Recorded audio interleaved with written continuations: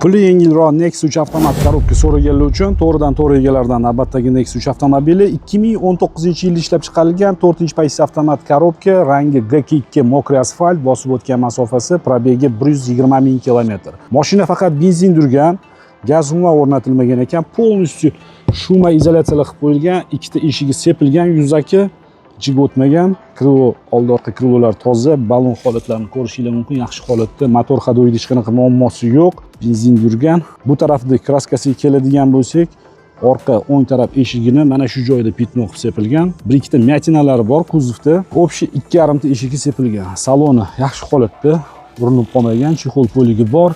Tayner magnitofon o'rnatilgan, rul holatini ko'rishingiz mumkin, signalizatsiya Magicar bor, video registrator bor. Kolonkalar Pioneer o'rnatilgan ekan, sideniyaning ostida usilitel ham bor.